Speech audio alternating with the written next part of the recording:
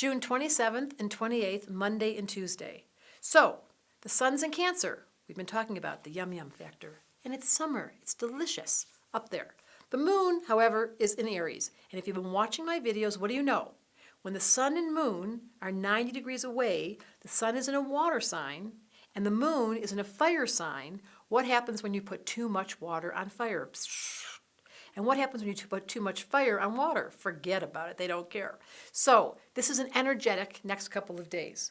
Monday and Tuesday, the energy's up. And I'm going to be in Toronto. So if you want to see me, I'm going to do a book signing, but I'm not going to tell you where just yet. You'll have to write to silvermansupport@gmail.com and say, are you really in Toronto? And yes, I am.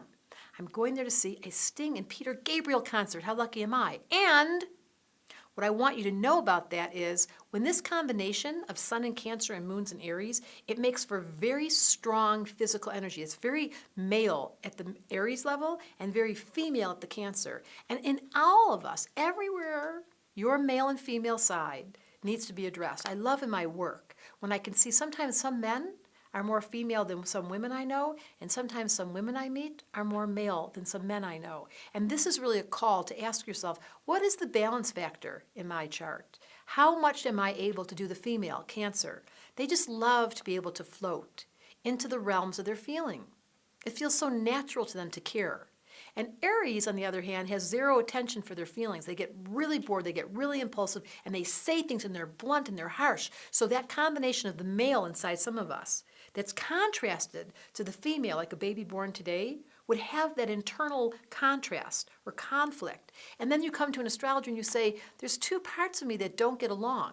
And then my job is to help you mediate. That's why I love astrology. So you can go to my website, DebraSilvermanAstrology.com, and you can push learn, where there's classes for you to learn about it, or you can buy my book called The Missing Element. But the most important thing is to ask yourself the question.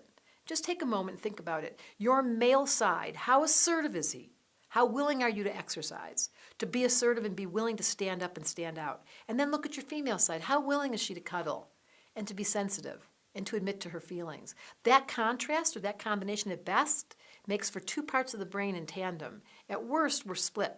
And that's why people go to therapy, to find balance. And we're all slightly crazy, just in case you haven't noticed. And Cancers, they admit, they're so honest, Cancers. It's one of the few signs that has no problem saying, you know what, I have a problem. But they only tell the people closest to them because they tend to stay home in their bedroom and hope no one sees them. All right, Astrology Answers brought you Debra Silverman to say, pay attention to your male and female side and give yourself permission to whatever's going on with either parts of those. It's okay. We're all in this together. Hope I get to see you in Toronto.